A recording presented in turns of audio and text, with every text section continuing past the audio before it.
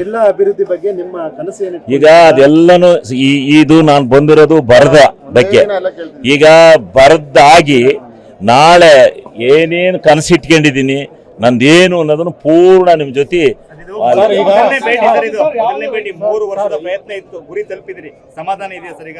ಅಯ್ಯೋ, ಸಮಾಧಾನ ಇರಕ್ಕಲ್ಲ ಮನುಷ್ಯನಿಗೆ.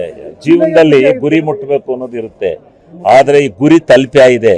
ಆದ್ರೆ ಜನತೆಯ ವಿಶ್ವಾಸ ಉಳಿಸ್ಕೊಳ್ಳೋದು ಬಹಳ ಮುಖ್ಯ ಇದೆ. ಗುರಿ ಇಲ್ಲ ನನಗೇನು ತಲುಪೋದ್ರಲ್ಲಿ ನಾನು ಯಾವುದನ್ನು ಪ್ರಯತ್ನ ಅದಲ್ಲ. ಅದು ಆಕಸ್ಮಿಕವಾಗಿ ರಾಜಕಾರಣದಲ್ಲಿ ಹಾಸನ ಜಿಲ್ಲೆಯ ಒಂದು ಇದಕ್ಕೆ ಕೊಡಬೇಕು ಅಂತಕ್ಕಂಥದ್ದು ಹೈಕಮಾಂಡ್ ಅವರು ತೀರ್ಮಾನ ಮಾಡಿದ್ದಾರೆ.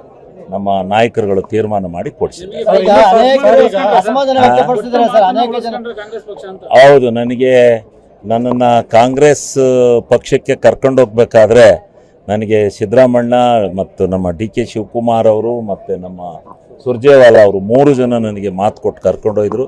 ಆ ಮಾತನ್ನು ಕಳೆದ ಸಾರಿ ಕೊಡೋಕ್ಕಾಗಲಿಲ್ಲಪ್ಪ, ಈ ಸಾರಿ ಕೊಡ್ತೀವಿ ಅಂತ ಹೇಳಿದ್ರು. ಅದನ್ನು ಉಳಿಸ್ಕೊಂಡು ಕೃಷಿ ಸಚಿವರು ಮತ್ತೆ ಸಹಕಾರ ಸಚಿವರು ಎಲ್ಲ ನೇಮಕ ಆಗೋದು ತಡ ಆಗಿದೆ ಅನ್ನುವಂಥದ್ದು ಈಗಿನ ಪರಿಸ್ಥಿತಿಯಲ್ಲಿ ಆದಷ್ಟು ಬೇಗ ಮಾಡಬೇಕು. ಇವತ್ತು ನಾಳೆ ಆಗುತ್ತೆ. ಸರಿ, ಅನೇಕ ಶಾಸಕರುಗಳು ಅಸಮಾಧಾನ ಹೊರಹಾಕಿದರೆ ಈಗ ಚಿಕ್ಕಬಳ್ಳಾಪುರ ಬಂದ್ ಕೂಡ ನೋಡಿ, ಯಾವುದೇ ಮಂತ್ರಿಮಂಡಲವನ್ನು ವಿಸ್ತರಣೆ ಮಾಡಿದಾಗ್ಲೂ ಇದು ಸಹಜವಾಗಿ ಇರುತ್ತೆ. 20 ಸ್ಥಾನ ಇರ್ತವೆ. ಇಂದಂಗೆ JH ಪಟೇಲ್ರ ಕಾಲದಲ್ಲಿ 64 ಜನ ಮಂತ್ರಿಗಳು ಮಾಡಿದ್ರು. ಆಗ ಯಾರ್ದಿಲ್ಲ ಇದ್ದರೆಲ್ಲ ಮಂತ್ರಿಗಳು. ಇನ್ನೊಂದು 25-30 ಜನಕ್ಕೆ ಬೋರ್ಡ್ ಚೇರ್ಮನ್ ಕೊಟ್ಟರು, ಮುಗಿದೋಯ್ತು. ಎಲ್ಲರಿಗೂ ಬೂಟದ ಕಾರ್ ಸಿಕ್ಕವು. ಈಗ 34 ಜನನೇ ಮಾಡಬೇಕು ಅಂತ ಕಾನೂನು. ಅದರಿಂದ ಕಾನೂನನ್ನು ಮೀರಿ ಯಾರು ಮಾಡೋಕ್ಕಾಗುತ್ತೆ? ಅದರಿಂದ ಆಕಾಂಕ್ಷಿಗಳು ಇರ್ತಾರೆ. ಹಿರಿಯರನ್ನು ಯಾರನ್ನು ಕಡೆಗಣಿಸಿದ್ದಾರೆ, ಯಾರನ್ನು ಬಿಟ್ಟಿದ್ದಾರೆ ಅನ್ನೋದೆಲ್ಲ ಹೈಕಮಾಂಡಿಗೆ ಬಿಟ್ಟು ವಿಚಾರ. ನನ್ನ ಇದಕ್ಕೆ ಬರುತ್ತೆ. ಮಹಿಳೆಯರದ್ದು ಒಂದು ತೀರ್ಮಾನ ಮಾಡ್ತಾರೆ, ಅದು ಸ್ವಲ್ಪ ಮಿಸ್ಟೇಕ್ ಆಗಿದೆ, ತೀರ್ಮಾನ ಮಾಡ್ತಾರೆ. ಏನಿಲ್ಲ, ಎಂತ ನಾನು ಒಂದು 25 ವರ್ಷದಿಂದ ನೋಡ್ತಾ ಇದ್ದೀನಿ. ಯಾವುದೇ ಮಂತ್ರಿಮಂಡಲ ಬೊಮ್ಮಾಯಿಯವ್ರ ಸರ್ಕಾರ ಎಷ್ಟು ದಿವಸಕ್ಕೆ ಬಿದ್ದೋತು? ಬೊಮ್ಮಾಯಿಯವ್ರ ಸರ್ಕಾರ ಬಿದ್ದೋಯ್ತಲ್ಲ. ಯಾವಾಗ ಮಂತ್ರಿಮಂಡಲ ರಚನೆ ಮಾಡಿದಾಗಲೂ ಗಲಾಟೆಗಳಾಗಿಲ್ಲ, ಅಸಮಾಧಾನಗಳಾಗಿಲ್ಲ, ಆಗ್ತವೆ. ಹೈಕಮಾಂಡು ಕಾಂಗ್ರೆಸ್ ಬಲಿಷ್ಠವಾಗಿದೆ. ರಾಹುಲ್ ಗಾಂಧಿಯವರ ನಾಯಕತ್ವದಲ್ಲಿ ಈ ದೇಶದಲ್ಲಿ ಬಲಿಷ್ಠವಾಗಿದೆ. ಅದನ್ನ ಸಮರ್ಥನೆ ಮಾಡಿಕೊಂಡು ಅದನ್ನು ನಿವಾರಿಸ್ತಕ್ಕಂಥ ಶಕ್ತಿ ಕಾಂಗ್ರೆಸ್ ಪಕ್ಷಕ್ಕಿದೆ. ಸಿದ್ದರಾಮಯ್ಯ ಯಾವ್ದ ಅದನ್ನ ನಾನು ಹೋಗಿ ಕೇಳಿದೆ. ಆದರೆ ಅವರು ಆವಾಗ ಏನೋ ಒಂದು ಕಾಲ್ಪನಿಕವಾಗಿ ನಡೆದಂಥ ಯಾವುದೋ ಒಂದು ಇನ್ಸಿಡೆಂಟ್ನಿಂದ ಬರೋಕ್ಕಾಗಲಿಲ್ಲ. ಬರ್ತ್ಡೇ ಇತ್ತು, ಅದರಿಂದ ಬರೋಕ್ಕಾಗಲಿಲ್ಲ. ಒಂದು.